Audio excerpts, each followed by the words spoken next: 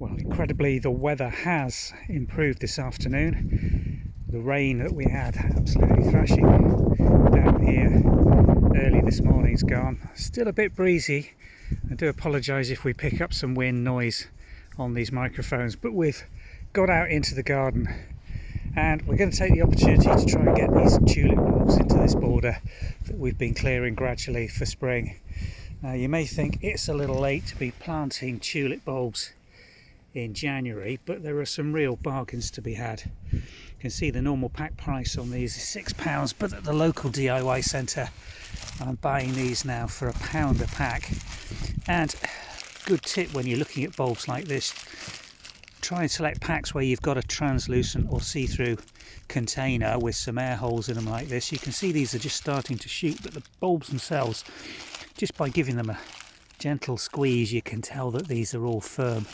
And these will come on really very quickly once they're planted and probably catch up bulbs that had been planted in the soil earlier in the season, back in October or November, when you ideally would have got tulips in.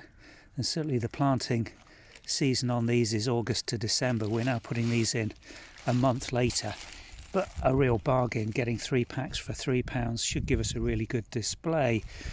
We're going to pop them into this area of soil that we've cleared. This border's already got some bulbs in, and one of the advantages of popping bulbs in this late is that you can already see where you've got bulbs coming up. See these little pots of narcissi which are dotted all around this border. We've also got the daylilies, some of the herbaceous you can see clearly coming through, as well as the ground elder on this border. We'll do a bit more clearing on this. But the advantage is I can see where the gaps are to pop the tulip bulbs in, and that's what we're aiming to do here. Try and pop them quite far back, because these are tall bulbs. This one, not sure whether they're going to be yellow with the red striping or more red. Seems to be a variety that's got quite a bit of variance in it. But the height of these is anything up to 40 centimetres reading that label, so they need to go quite far back. And my idea is to put them in an area probably about halfway back through this rather deep, got about a 12-foot deep herbaceous border here, and get them back beyond the narcissi, and they'll hopefully be flowering for us towards the middle or end of May this year.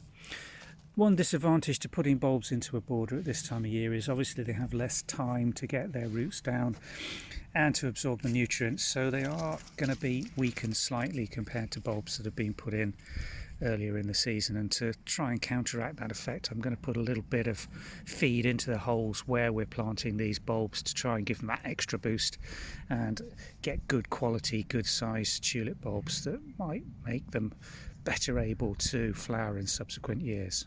So we've got a nice hole here, gone down around 4 to 4.5 inches.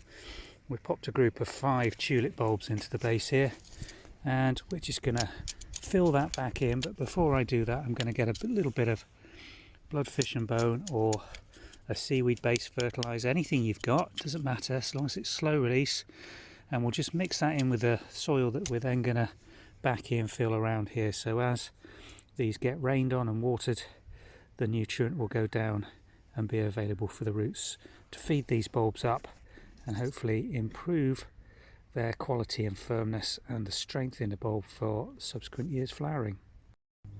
Now, if you don't have a border or an area where you can plant the tulips out immediately, there's no reason why you still can't take advantage of discounted bulbs at this time of year by popping them into pots. And we've got here some 6-inch pots. We're just filling them with a little bit of spent mushroom compost to about 1 inch on the base, and now we're just going to pop the tulip bulbs in, and we're going to plant these quite close together.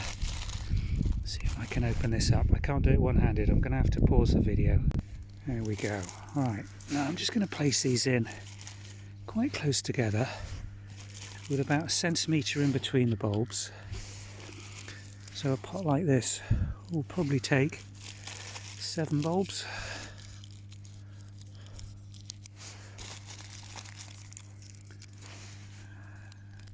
There we go. You can see we're pushing our luck a little bit with some of these. They're starting to dehydrate a bit, so getting these out now is really good timing. About end of January, beginning of February is about the last period for some of these later flowering spring bulbs, and I certainly wouldn't be buying any of the very early varieties of daffodils. Chances are, if you do see those on offer, best avoided, because if you open the packs up, they're probably going to be completely soft and dehydrated by now. They should almost be in flower, some of them. There we go, just 5 in that one.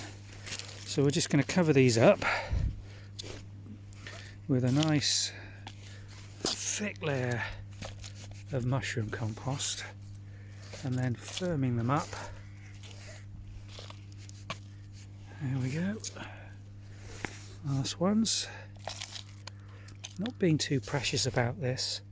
Doesn't matter if they don't sit exactly upright in the pots. And then just firm it down using the other pots. And then I'm just going to pop those to one side,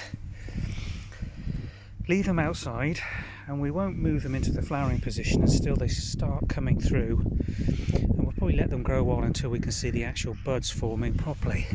Now the normal flowering period for these would be April, May. These may, depending on where we're going to pop these pots, be a couple of weeks later, but what I usually find with these late planted bulbs is that they catch the earlier planted ones up quite considerably unless you put them in a very cold position. But it's always good just to leave them in a moist, cold, not too sunny, and an outdoors position where they're going to just gradually be able to get their roots formed before they start into growth.